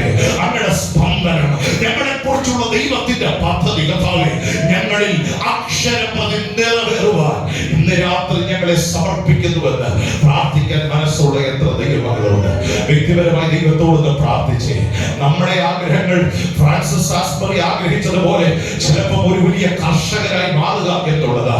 പക്ഷേ ആസ്ബറി, ദൈവത്തിന്റെ പദ്ധതി അതല്ല, ദൈവത്തിന്റെ ആലോചന അതല്ല. നിന്നെ കുറിച്ച് ദൈവത്തിനൊരു പ്ലാനുണ്ട്, നിന്നെ കുറിച്ച് ദൈവത്തിനൊരു പദ്ധതിയുണ്ട്, നിന്റെ ആത്മീയ ജീവിതത്തെ കുറിച്ച് ദൈവത്തിനൊരു പ്ലാനുണ്ട്. ഓ ഹല്ലേലൂയ! നിന്റെ വ്യക്തിത്വത്തെ കുറിച്ച് ദൈവത്തിനൊരു സ്വപ്നമുണ്ട്, നിന്റെ കുടുംബത്തെ കുറിച്ച് ദൈവത്തിനൊരു സ്വപ്നമുണ്ട്.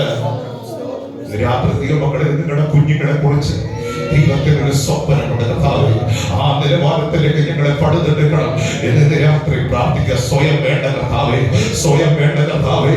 എന്റെ ഇഷ്ടമൊന്നും വേണ്ട, അങ്ങയുടെ ഇഷ്ടം ഹല്ലേലൂയ എന്നിൽ പൂർണ്ണമാകട്ടെ. ഹല്ലേലൂയ. അത് നമ്മുടെ സാക്ഷ്യമായി തീരട്ടെ. ഹല്ലേലൂയ. രക്തത്താൽ ജയം, രക്തത്താൽ ജയം, രക്തത്താൽ ജയം. ഈ ശബ്ദത്തിന് മുമ്പിൽ ഒരുവൻ എന്നെ അനുഗമിപ്പാൻ ഇച്ഛിച്ചാൽ തന്നെ താൻ ത്യജിച്ച് തന്റെ ക്രൂശ് എടുത്ത് എന്നെ അനുഗമിക്കുന്നു. If anyone decides to follow me, let him deny himself, take the cross and follow me. അത് നമ്മുടെ ആപ്തവാക്യമായി തീരുന്നു. സെൽഫ് ഡിനയൽ ഒരു വേദനയാണ്. നമ്മുടെ ആഗ്രഹങ്ങളെ വിട്ടുകൊടുക്കുന്നത് ഒരു ദുഃഖമാണ്. പക്ഷെ അതിന്റെ പിന്നിൽ വെളിപ്പെടുന്ന അനുഗ്രഹം ശ്രേഷ്ഠമാണ്. ഈ സഭയാതലകൾ ദൈവം കടന്നു. നമുക്ക് പ്രാർത്ഥിക്കാം.